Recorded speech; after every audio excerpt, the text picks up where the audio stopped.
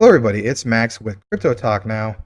A while back, we covered the whole idea of Luna Classic reaching 7 cents and even beyond that. And of course, we have some data to back that up. In recent times, within the last, let's face it, 2 or 3 days, there has come to my attention the whole idea that it is possible that Luna Classic won't reach these particular levels 7 cents, penny, and so on. While I hope that is not the case, we have to realize that it is Luna Classic, and we have to be critical, to say the least, when it comes to the subject at hand, which is a penny or higher. So without further ado, let's go ahead and jump right into this. And what I'm talking about is this right here. I'm actually going to go ahead and full screen this. And that is this thing that was mentioned by Mike Cornwell. So I'm going to go ahead and full screen it like I mentioned, and we'll be back in just a moment. So let's see here. Go ahead and do that. Here we go. Is Luna Classic doomed? I think we're not going to get the numbers that even I expected to get, and here's why. There's 6.7 trillion coins today in circulation, and it's crazy easy to say that at minimum, at very, very minimum, 1% of the people that hold these coins have lost their keys. They've lost the password, they passed away, their family don't know how to access these tokens, these coins. They're locked up in exchanges, they're locked up in MetaMask wallets, on exchanges. Easy 1%, easy, nope, not a problem, equaling 1%. To be honest with you, it's probably going to be roughly 2 to 3% of all of these coins today. 6.7 trillion, 2%, 3% of the 6.7 trillion coins are never going to be moved out of wallets. They're never going to be exchanged. They're not going to be sold off because the owners have passed away. And so when you're talking about 1% of the supply that's going right now is 67 billion, 2%, roughly 130 billion coins in circulation that will never move, they'll never burn. Let's say 2% of the people never sell their coins. Then even we burn and we burn and we burn all these years down, and it hits 200 billion coins, and everybody's just sitting there holding, waiting for more to burn, and they're not ever going to burn because they're in wallets. They're never going to be removed. That's the only downfall to this deflationary thing. There's only two things, from my understanding, that's going to take these coins out of circulation, and that's staking, and that's temporary. That's only a temporary thing. They'll be put back in. So if somebody stakes something and then passes away, 6 months later, a year later, they're back in circulation. So that's one way to remove them from circulation. The second way to remove them from circulation is to burn them. Now that's going to be the most effective way. Now we can't go into people's wallets and burn their coins. Doesn't matter if they got 1 billion coins in their wallet. We can't ever burn those coins. They're just going to sit there. When you start running the numbers on that, you know, if 1% of the people have lost their keys, there's going to be 67 trillion coins out there, which means we'd have to have a 67 billion coins out there, which means we'd have to have a $67 billion market cap to hit $1. I think the number's 3 to 4%, which is going to get into the 300 to 400 billion coins in circulation no matter what. Well, I don't feel we'll ever burn down to 10 billion ever. Like, I don't feel like it'll ever happen. I feel like we're going to be lucky to hit a penny with this newfound thought process that I'm just coming up with right now. So if I'm wrong, if you have a logical way around this, if there's something that can be voted to where if wallets don't make any moves within 2 to 3 years, they go into some kind of floor staking or something like that, then maybe we could save it. But like, I feel a penny is going to be hard to hit with that being found. Let me know what you guys think. All right, so there we go. I'm actually going to show you guys some of the comments. I mean, of course, there's going to be more that come in. I'm not going to pull myself back into the frame just yet. Like this one, Palm Springs, Tugaland, he says, you were partly right, but I don't agree. 90% of the market cap belongs to the whales. That leaves 10% of the small holders. You have to have 1% on the small holders, which gives, I think he's trying to say 0 to 1% in the end, or 0.1%, I should say. It's 6 billion tokens that are lost in the wallets. Of course, there's other members of our community that, gave their 2 cents, which is great. This guy, Alex, says, you are so wrong. Come on, man. Do your study and research before you give your opinion online. It doesn't matter how many coins stuck in the wallet. The price will rise when the lesser coins are available.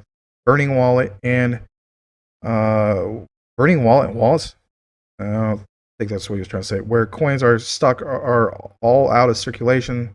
Basic economics. Of course, Mike replied. He says, "What takes coins out of circulation? Staking, temporary, and burning permanently. Basic economics can be calculated by studying the other projects and finding that 2 to 5% on the low end of every project has wallets that will never move. The effects are opposite on a deflationary coin like Luna Classic. One day, this coin will be 5 cents.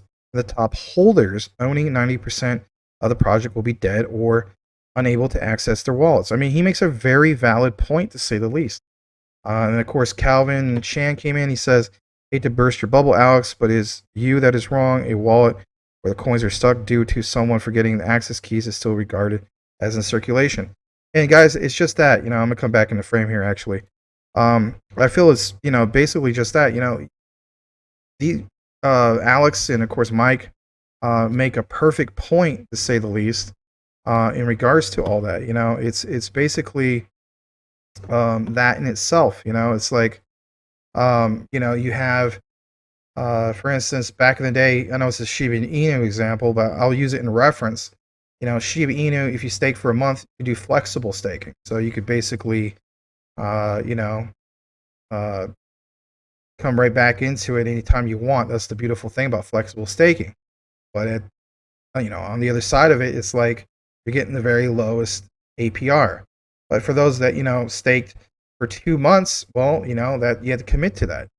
3 months, you have to commit to that. There's people, of course, that have been in certain cryptos in which you have the option of doing, like, say, a year. Um, but if you wanted to, for instance, stake for a year, that would be technically providing liquidity, like, liquidity pool. Yeah, you're still taking the coins out of circulation, but the point is, whether it's a month, 2 months, 3 months, or heck, even a year, whatever the case be, that's just a temporary fix. Yes, I get the whole thing that the permanent fix is basically what, the burns, but at the end of the day, it's Terra Luna Classic talking about one of the most volatile, if not most volatile, cryptos out there. Excuse me for a second. And with that said, it's just we gotta use some critical thinking here when it comes to this. This is not me, of course, trying to flood it, or Mike Cornwell's trying to flood it, or anything like that. It's just trying to look at it from the perspective of, this is a concern. It needs to be addressed. I hope somebody like Happy Caddy will address this, or somebody basically from the Terra Rebels, something like that. Do we need a new proposal, anything like that? Maybe, you know, maybe that is a realistic thing that needs to get fixed, to say the least. Some people may not agree with the whole idea of, if somebody doesn't do anything with their holdings of, the like a Luna Classic, that it shouldn't matter. That's their decision. But if we're going to achieve some of these monumental goals of, we'll pass $1, and some people are saying like $10, $100, right? I don't think we get there without this being addressed, or something being passed, to say the least, right?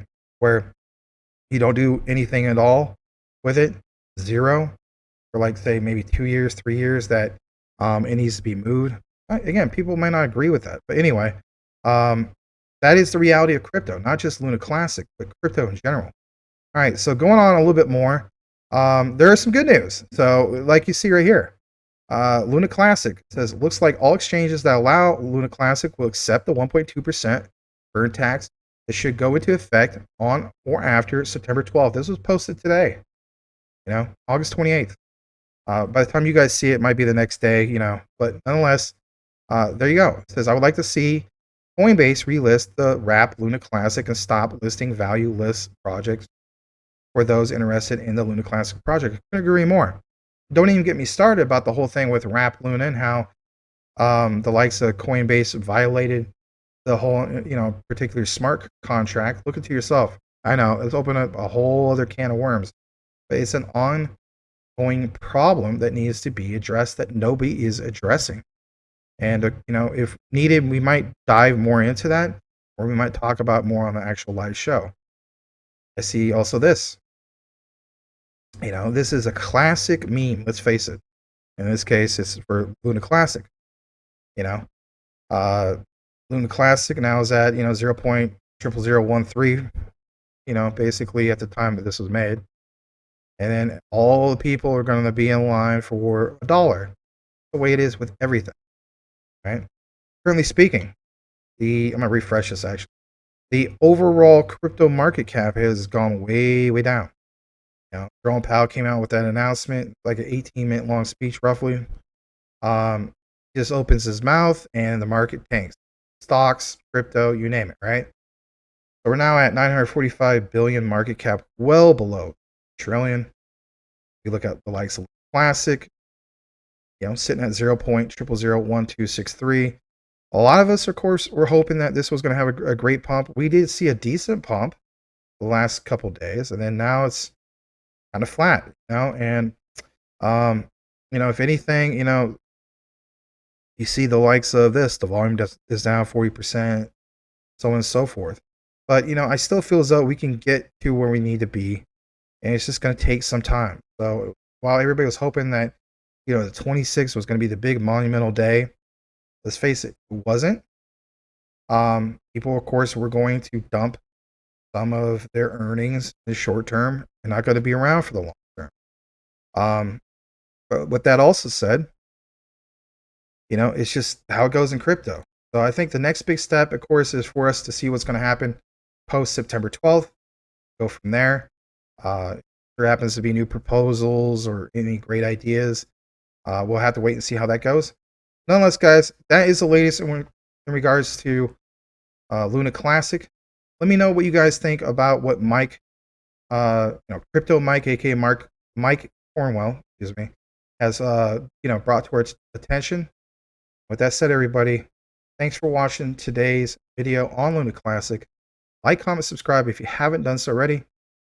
All have a blessed day, and we'll see you on the next one.